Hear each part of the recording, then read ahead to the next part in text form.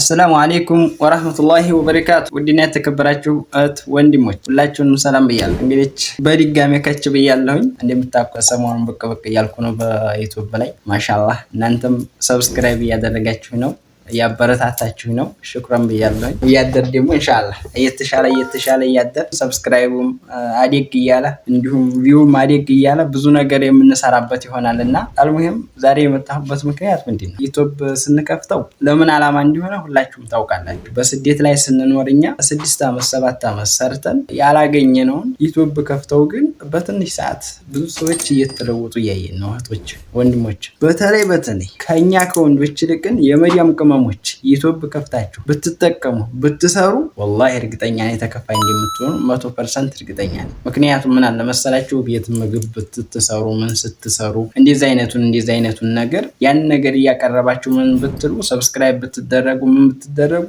በስራችሁም ላይ ተጨማሪ ገንዘብ ብታገኙ በጣም የተሻለ ነገር ታውቃላችሁ። እኛ በስደት ስንኖር ምናልባት እየሰራን ሀገር ልከን እንኳ ያን ሀገር የምንልከውን ገንዘብ ተቆጣጥሮ ወይንም ነገ የምንጠቀምበት ቤተሰቦቻችን ወይንም ወንድሞቻችን ነገ ሲመጡ የሆነ ነገር ላይ እንድንወድቅ የሆነ ዓላማ ላይ እንድንወድቅ ብለው የሚቆረቆር ቤተሰብ ከሌለን የሰራነውን እንኳን የማናገኝ ሰዎች አሉ። አልহামዱሊላህ ጥሩ ቤተሰብ ያሉናለን። ጥሩ የሌለም ደግሞ ገንዘባችሁ ምን ላይ እንደሚውል ማታውቁ እህቶች አላችሁ። ገንዘባችሁን በአግባብ በስነ ስርዓት የላካችሁትን ገንዘብ እንኳን እዛ ተቆጣጥሮ የሚያስቀምጥላችሁ ሰው ከሌለ ምናልባት 6 ዓመት 7 ዓመት ለፍቶ ማና የሚባል ነገር አለ። ሰርታችሁ እንዲያልሰራችሁ የምትሆኑ ልጆች፣ ብዙ የሚያለቅሱ ልጆች ሰርተው እንዲያልሰሩ በቃ ስደት እንዲያተሰደዱ እንዲያለፉ ምን ያክል ያንን ገንዘብ ለፍታችሁ እንዲያላገኛችሁ መና የምትቀሩ እህቶች አላችሁ።